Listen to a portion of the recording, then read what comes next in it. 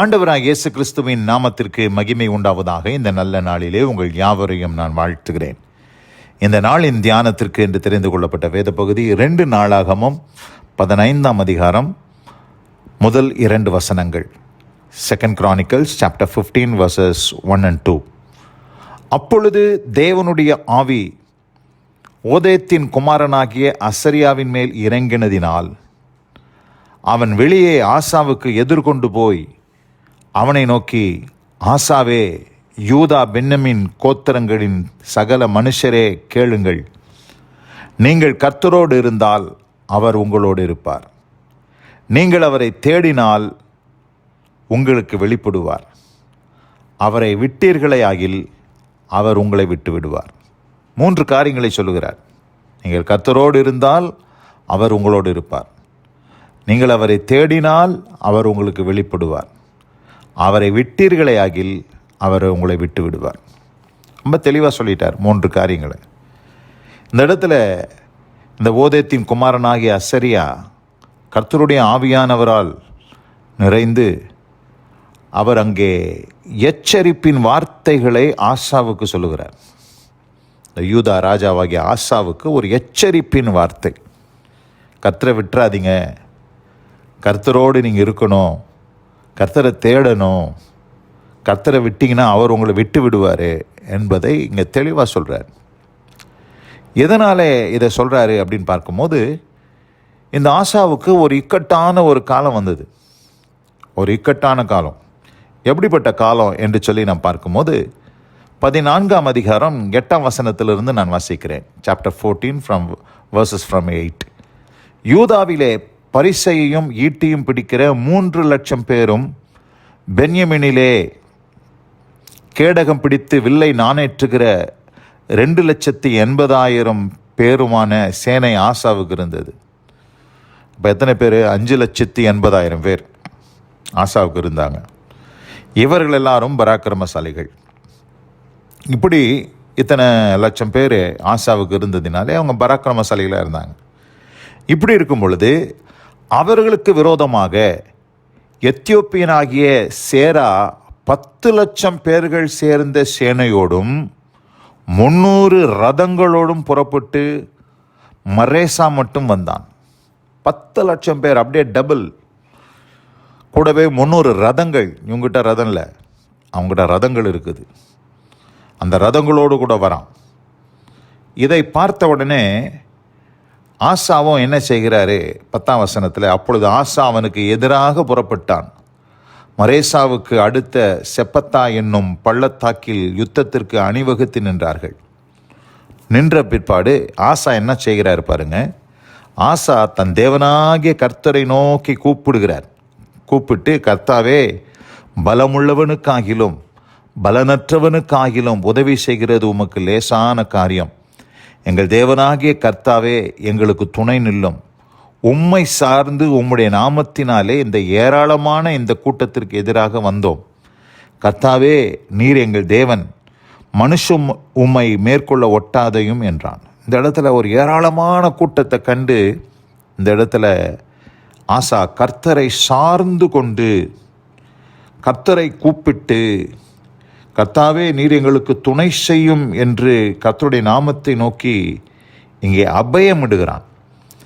இப்படி அவன் கர்த்தரை நோக்கி கூப்பிட்ட பொழுது கர்த்தர் என்ன செய்தார் என்று 12ஆம் வசனத்தில் வாசிக்கிறோம். அப்பொழுது கர்த்தர் அந்த எத்தியோப்பியரை ஆசாவுக்கும் யூதாவுக்கும் முன்பாக முறியடித்ததினால் எத்தியோப்பியர் ஓடிப்போனார்கள் என்று நாம் பார்க்கிறோம். அப்போது கர்த்தர் ஒரு பெரிய ஜெயத்தை கர்த்தர் கட்டளையிட்டார். இந்த ஜெயம் பெற்ற உடனே எப்பொழுதுமே பாருங்கள், ஒரு பெரிய வெற்றி கிடச்சிருச்சுன்னா, நம்ம எதிர்பார்த்ததை பார்க்கலும் ஒரு பெரிய வெற்றி கிடச்சிச்சுன்னா, நம்ம அநேக நேரத்தில் நமக்கு ஒரு மமதை, ஒரு பெரிய ஒரு நம்மளுடைய இருதயத்தில் நான் ஜெயம் எடுத்துட்டேன் அப்படின்னு கொஞ்சம் கொஞ்சம் கர்த்தரை மறக்கிற ஒரு அனுபவங்கள்லாம் வந்துடும். கர்த்தரை மறக்கிறது, கர்த்தரை விட்டு போகிறது. ஏன்னா ஒரு பெரிய ஜெயம் எடுத்துட்டார்.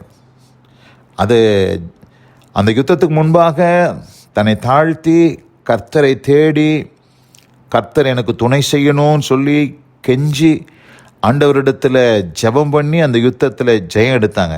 கர்த்தர் தான் அந்த ஜெயத்தை கர்த்தர் கட்டளையிட்டார்.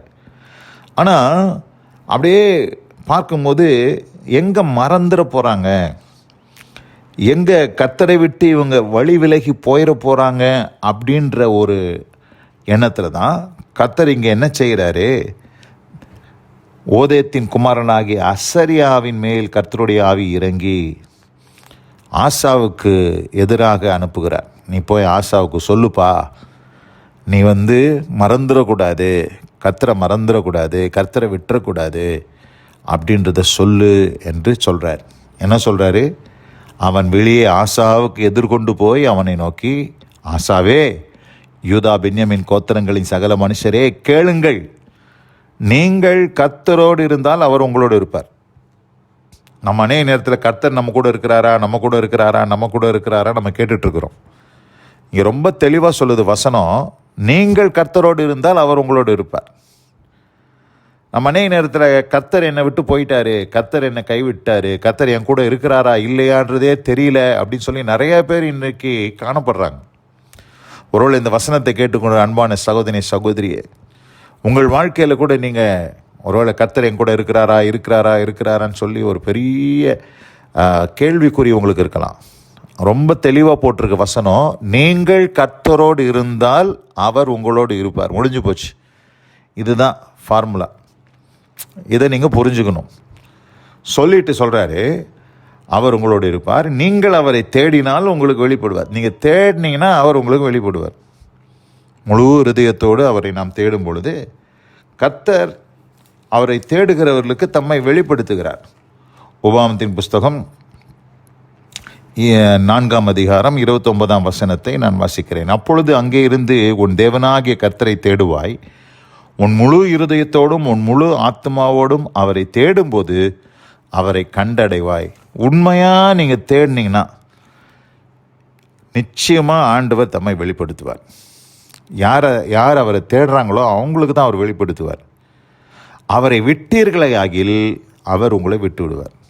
இது யாருக்கு சொன்ன வார்த்தை? ஆசாவுக்கு சொன்ன வார்த்தை. இன்றைக்கே ஆண்டவர் உங்களோடையும் என்னோடையும் பேசிகிட்டு இருக்கிறார். நீங்கள் ஆண்டவரை விட்டுட்டிங்கன்னா அவர் உங்களை விட்டுருவார். விட்டுட்டு ஐயோ கர்த்தர் என்னை கைவிட்டாருன்னு சொல்லி நிறைய பேர் இன்றைக்கு புலம்பிகிட்டு இருக்கிறாங்க. கர்த்தர் கைவிடவே இல்லை. நம்ம அநேக நேரத்தில் கர்த்தருடைய கரத்தை விட்டுட்டு போகிறதுனால தான் கர்த்தர் நம்மளை விட்டுடுறாரு. அதை நல்லா புரிஞ்சுக்கணும். ரொம்ப தெளிவாக இங்கே ஆசாவுக்கு சொல்கிறார், நீ கர்த்தரோடு இருந்தால் அவர் உன்னோடு இருப்பார், நீ தேடினால் அவர் உனக்கு வெளிப்படுவார், நீ அவர் விட்டால் அவர் உன்னை விட்டு விடுவார். முடிஞ்சு போச்சு. இதுதான் செய்தி. அப்போது இந்த அருமையான இந்த நல்ல நாளிலே ஆசாவுக்கு இந்த எச்சரிப்பை கொடுத்த தேவன் இன்றைக்கு ஒருவேளை இந்த வார்த்தையை கேட்டுக்கொண்டிருக்க அன்பான சகோதரியே, உங்கள் வாழ்க்கையில் சில காரியங்கள்லாம் அனுகூலமாக நடக்கிறதுனால கர்த்தர் உங்களோடு எப்பொழுதுமே இருப்பார்னு சொல்லி அநேக நேரத்தில் நம்ம அப்படியே ஒரு மாதிரி அதை குறித்து ஒரு நிர்விசாரமாக நாம் இருந்துடக்கூடாது. கர்த்தரை உறுதியாய் பற்றி கொள்ள வேண்டும். அவரோடு கூட நாம் இருக்க வேண்டும். கர்த்தரை உண்மையான இருதயத்தோடு நாம் தேட வேண்டும். அவரை விட்டுவிடாமல் அவரை இறுக பற்றி கொள்ள வேண்டும். அப்படி பற்றி கொள்ளும் பொழுது உங்களுக்கு வரக்கூடிய எல்லா யுத்தத்திலையும் ஆண்டவர் உங்களுக்கு ஜெயத்தை கட்டளையிட தேவன் போதுமானவராக இருக்கிறார். இந்த அருமையான இந்த நல்ல நாளிலே இந்த வார்த்தைகளை கேட்டவங்க யாவரையும் கர்த்தர் ஆசீர்வதித்து காப்பாராக. God bless you all. Amen. நாம் ஜெபிப்போம். எங்களை அதிகமாய் நேசிக்கிற எங்கள் அன்பின் பரலோக பிதாவே, நாங்கள் தியானிக்க கேட்ட இந்த வார்த்தையின்படியாக யூதா மனுஷரே, பென்யமின் கோத்திரத்தின் சகல ஜனங்களே கேளுங்கள், நீங்கள் கர்த்தரோடு இருந்தால் அவர் உங்களோடு இருப்பார், நீங்கள் அவரை தேடினால் உங்களுக்கு வெளிப்படுவார், அவரை விட்டீர்களே ஆகில் அவர் உங்களை விட்டு விடுவார் என்று நீர் எங்களோடு கூட நீர் இந்த நாளிலே பேசினீர்.